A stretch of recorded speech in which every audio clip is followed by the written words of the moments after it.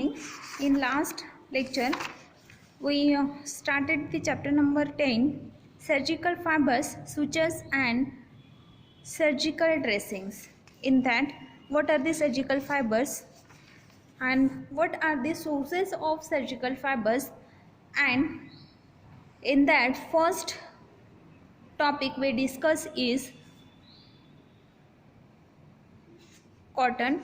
Now second topic from this chapter is jute. Synonym for jute is gunny. Synonym for jute is gunny. Biological source for this, it consists of phloem fibers of the stem bark of various species of the Quercus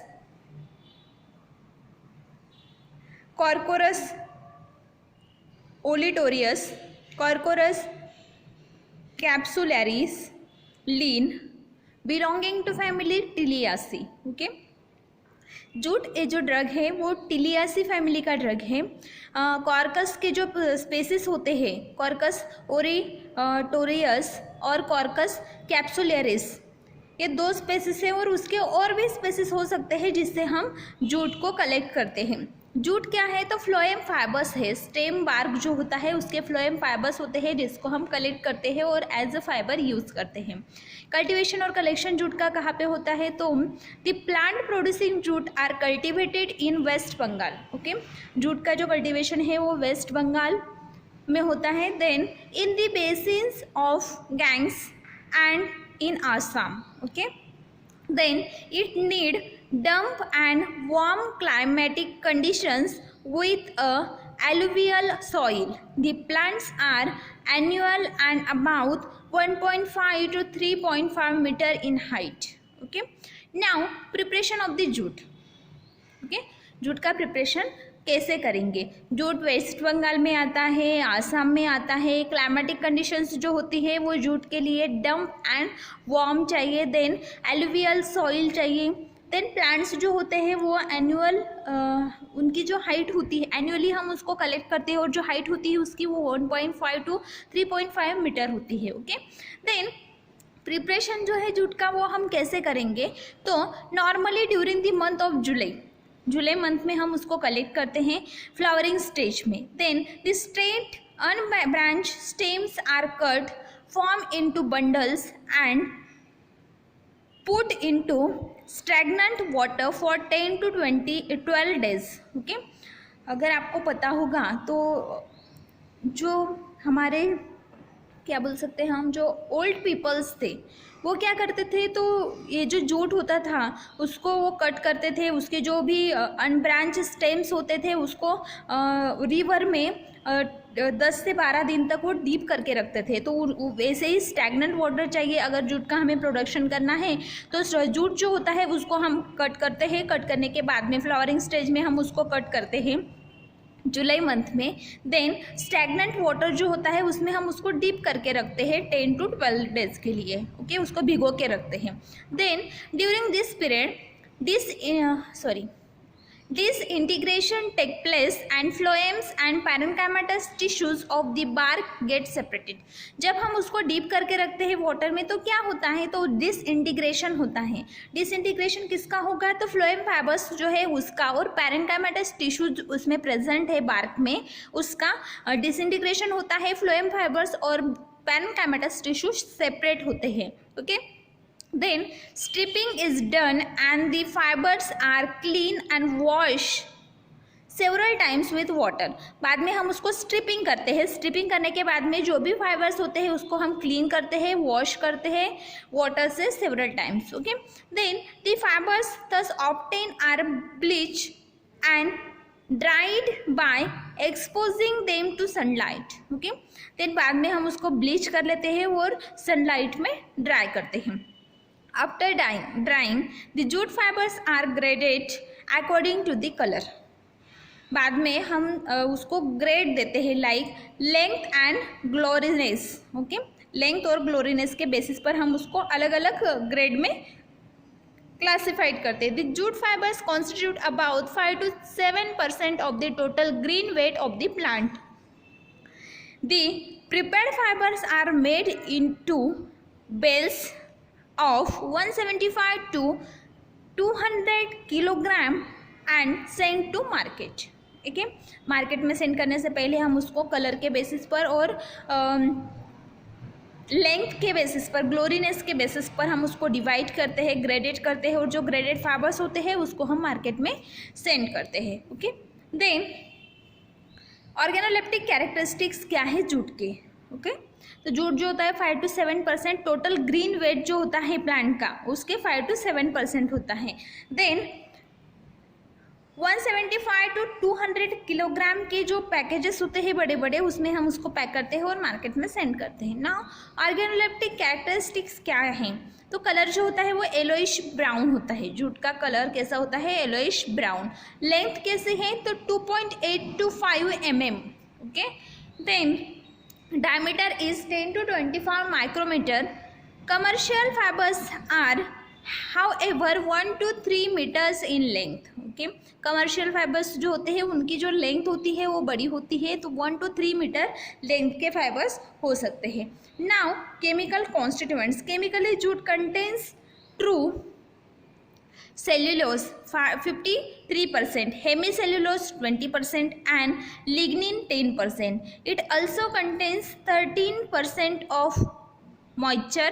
The middle lamella is highly lignified and gives red color with fluoroglycinol and hydrochloric acid. Okay, तो इसमें cellulose present होता है 53%, hemicellulose होता है 20%, lignin present होता है 10% और 13% moisture present होता है। मिडल लैमेला जो है उसमें हाईली लिग्निफाइड है, इसलिए फ्लोरोग्लिसरॉल और हाइड्रोक्लोरिक एसिड की अगर हम टेस्ट करते हैं तो उसमें उसको पिंक कलर आता है, रेड टू पिंक कलर आता है। ठीक है, now uses of jute. It is used in the manufacture of toes, stupa, padding, plinths, filtering and staining mediums. Jute fibers are used for the preparation of the coarse bags. Okay, coarse bags के preparation में use होता है। Then filtering purpose के लिए और staining purpose के लिए हम जूट को use करते हैं as a fiber.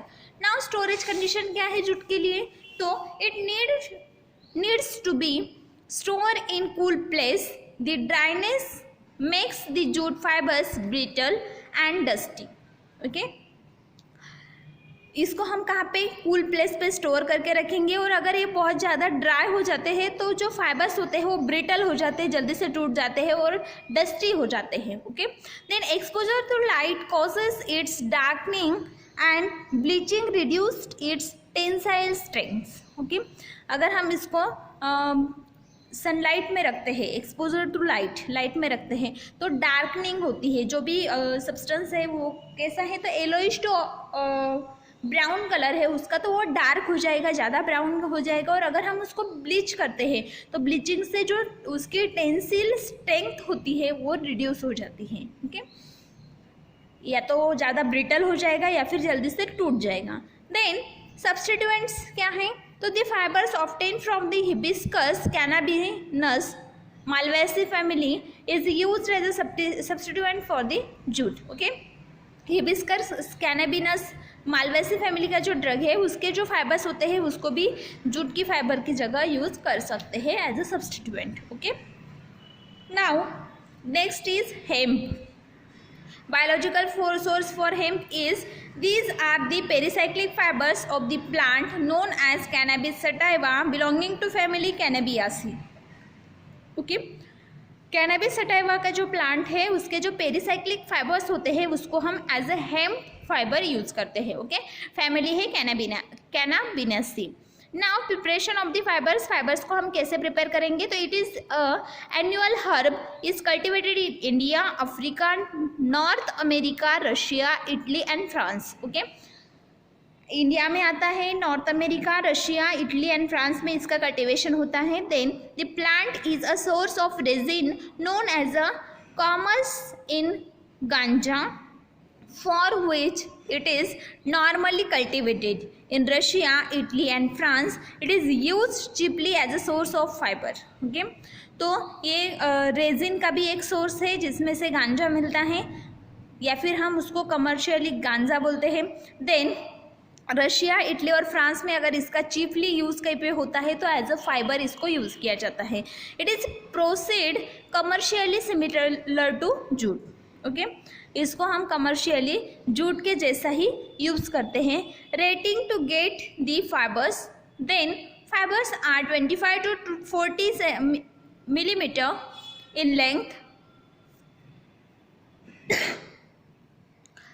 With blunt rounded ends. Okay, इसके जो फाइबर्स होते हैं उसकी लेंथ 25 to 40 mm की होती है, छोटे छोटे होते हैं और राउंडेड एंड्स होते हैं।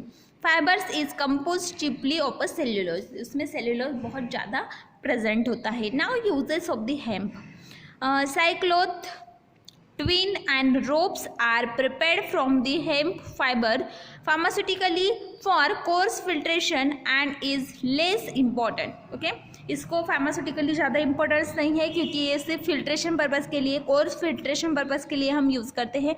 लेकिन ट्विन बनाने के लिए, रोप्स बनाने के लिए हेम्प का यूज़ किया जाता है। Now flax. Okay, biological source क्या है फ्लैक्स के लिए? तो ये भी पेरीसाइक्लिक फाइबर्स होते हैं जिसको हम लीनम यूसिटिसिमम, लीनम यूसिटिसिमम इस प्लांट से हम उसको ऑब्टेन करते हैं। इसका जो स्टेम होता है, लिनम का जो स्टेम होता है, स्टेम के जो पेरीसाइक्लिक फाइबर्स होते हैं उसको हम कट करते हैं और उसको as a flax fibre use करते हैं। फैमिली है लिनेसी। देन जियोग्राफिकल सोर्स क्या है इसके लिए? तो एनुअल हर्ब है, कल्टिवेट होता है मेनी कंट्रीज़ में like Argentina, Russia, Canada, India, Holland and USA। Okay, now preparation of the fibres, preparation हम कैसे करेंगे? तो fibres are prepared similarly to jute, jute को जैसे प्रिपेयर किया जाता है वैसे ही हम इसको प्रिपेयर करेंगे, डीप करके रखेंगे 10 to 12 डेज के लिए। बाद में हम उसको लस्टर करेंगे, बाद में हम उसको स्ट्रिप्स करेंगे, देन वॉश करेंगे। Okay, then fibres are lustred with sufficient tensile strength, इसको अच्छी टेंसाइल स्ट्रेंथ होती है, लस्टर्स के फॉर्म में होता है। Then their length is about 20 to 50 mm are with fine pointed ends. Okay, इसकी जो लेंथ होती है 20 to 50 mm होती है और पॉइंटेड एंड्स होते हैं। देन केमिकल कॉन्स्टिट्यूएंट्स फ्लेक्स में कौन से प्रेजेंट है? तो the chemical nature of the fibre is known as a pectocellulose, इसमें पेक्टोसेल्यूलोज प्रेजेंट होता है। Seeds of the plants are good source of the fix oil and mucilage, flax के जो सीड्स होते हैं उसमें म्यूसिलेज और फिक्स ऑयल प्रेजेंट होता है। नाउ यूजेस क्या है? Formerly the fibres were earlier use in the manufacturing of lint but at present cotton has replace this fibres. Okay, पहले जो लिंट होता था उसे प्रिपेयर करने के लिए, मैन्युफैक्चर करने के लिए फ्लेक्स फाइबर्स यूज़ किए जाते थे, लेकिन अभी जो कॉटन फाइबर्स है उसने फ्लेक्स को रिप्लेस कर दिया। Then it is used in the preparation of rugs, rugs prepare करने के लिए, लैस प्रिपेयर करने के लिए, लॉन प्रिपेयर करने के लिए या फिर फिल्टरिंग मीडियम पर्पज़ के लिए हम फ्लेक्स फाइबर्स जो होते हैं उसको यूज़ करते हैं। ये जो फाइबर्स हमने देखे ये सब क्या थे? तो ये प्लांट फाइबर्स थे। ये सब क्या थे? Plant fibres like cotton, jute, hemp and flax, this 4 are the plant fibres. Now हमें देखने हैं animal fibres. Okay, silk, wool and horse hairs are the fibres used in the pharmaceutical industry. कौन से फाइबर्स हैं? Silk है, वूल है और horse के जो हेयर्स होते हैं उसको भी हम फार्मास्यूटिकल इंडस्ट्री में यूज़ करते हैं। Similar to plant fibres. Okay, plant fibres जैसे ही इसका यूज़ होता है। Of this the former 2 are important, first one is silk. Okay, 2 जो होते हैं वो इम्पॉर्टेंट है, पहला है सिल्क और दूसरा है वुल।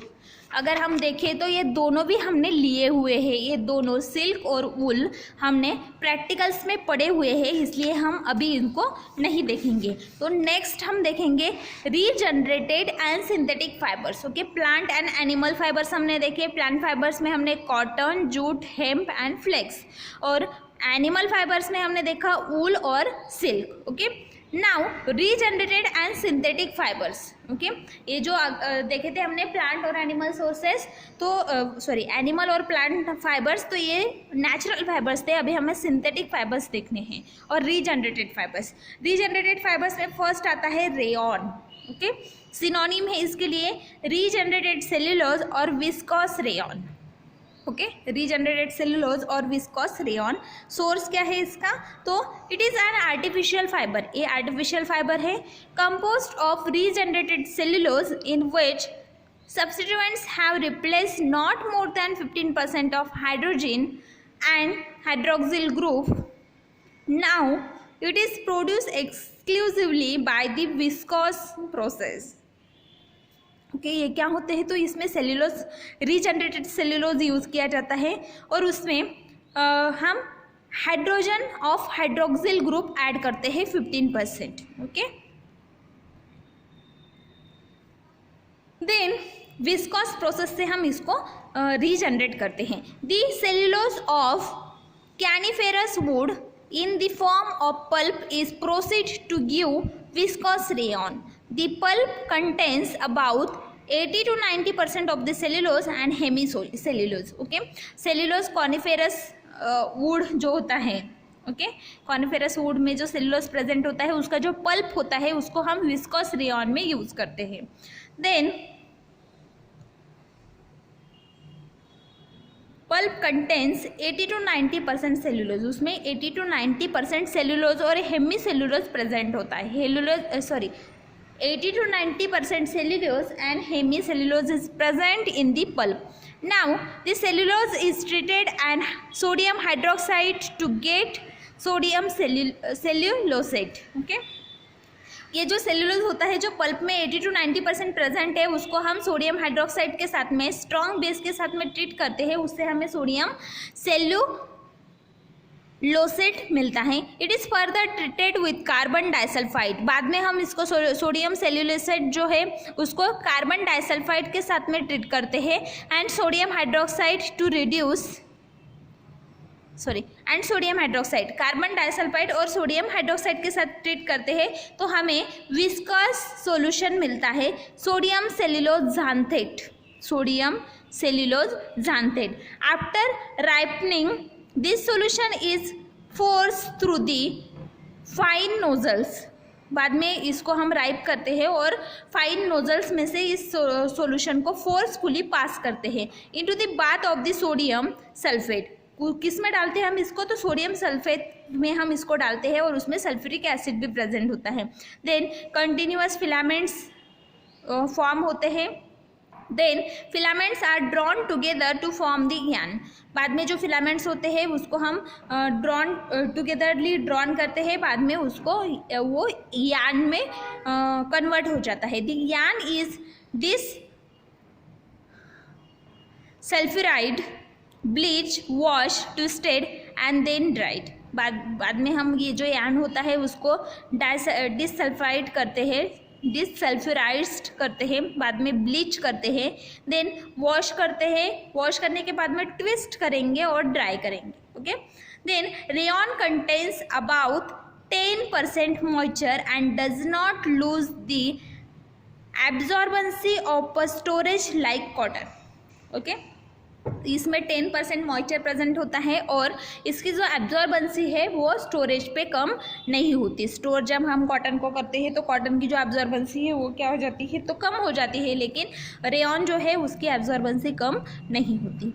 नाउ यूजेस क्या है इसके, तो it is mainly used for making fabrics को बनाने के लिए। जैसे रेयॉन के बहुत से कपड़े आते हैं तो रेयॉन फैब्रिक प्रिपेयर करने के लिए इसको यूज़ किया जाता है। प्रिपेयरिंग दी सर्जिकल ड्रेसिंग्स में इसको यूज़ किया जाता है। विस्कोस रेयॉन एब्जॉर्बेंट वूल जो है वो इससे प्रिपेयर किया जाता है।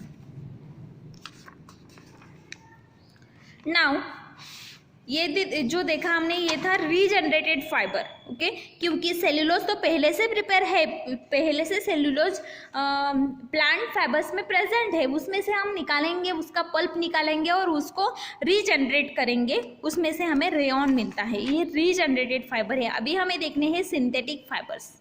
अभी हम क्या देखेंगे, सिंथेटिक फाइबर्स। ओके, तो फर्स्ट जो सिंथेटिक फाइबर है वो है नायलॉन। फर्स्ट सिंथेटिक फाइबर कौन सा है, नायलॉन, जिसको हम पॉलीअमाइड भी बोलते हैं। नायलॉन को हम क्या बोलते हैं, पॉलीअमाइड।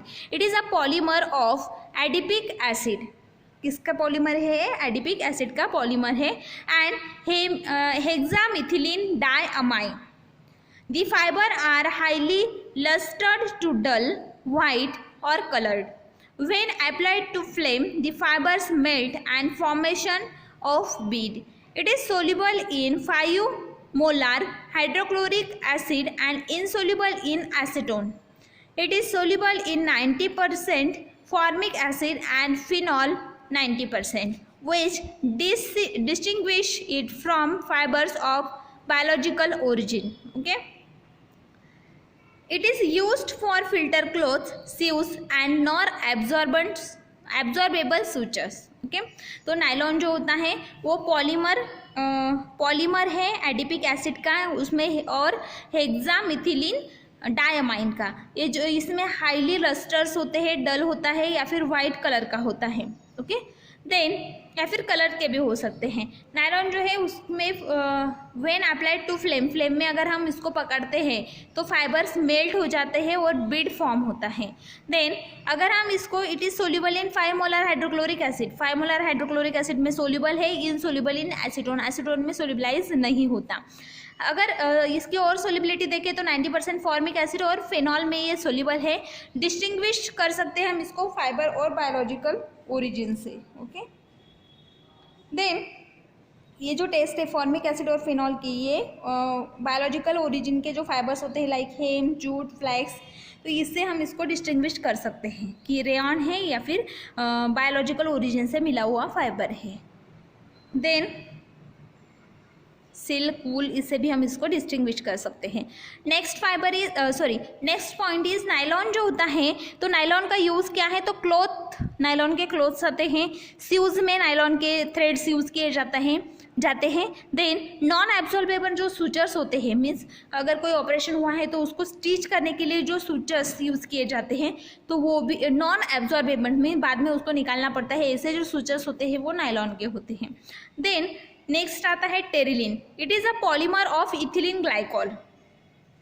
टेरिलिन किसका पॉलीमर है, इथिलीन ग्लाइकॉल का।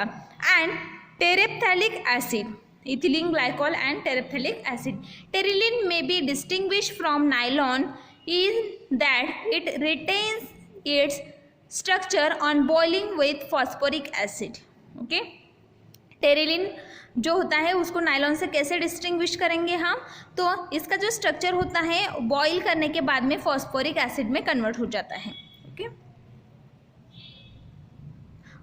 It retains its structure with boiling with phosphoric acid. अगर हम इसको फॉस्फोरिक एसिड के साथ बॉईल करते हैं तो इसका जो टेरिलिन का जो स्ट्रक्चर होता है वो एज इट इज़ रहता है, नायलॉन का जो स्ट्रक्चर होता है वो चेंज हो जाता है।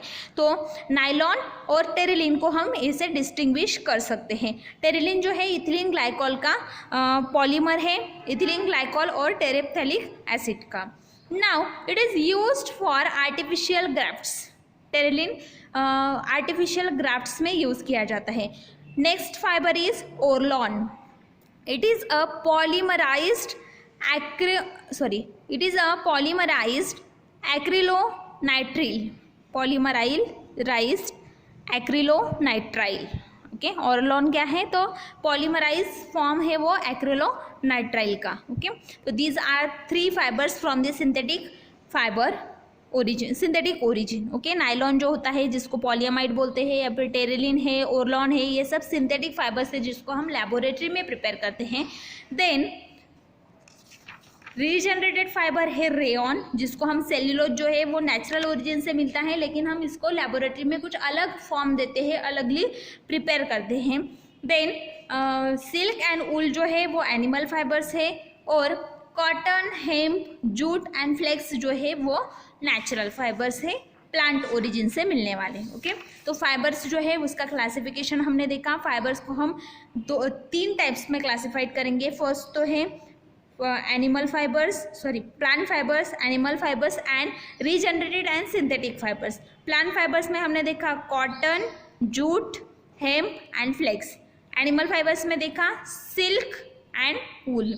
Now regenerated and synthetic fibres में हमने देखा रीजनरेटेड फाइबर्स में रेयॉन एंड सिंथेटिक फाइबर्स में नायलॉन, जिसको हम पॉलीअमाइड भी बोलते हैं, terylene and Orlon. Okay, now next topic is mineral fibres. Okay, next topic is mineral fibres, वो हम नेक्स्ट लेक्चर में देखेंगे। ओके, ये आपके सिलेबस का लास्ट टॉपिक है मिनरल फाइबर्स।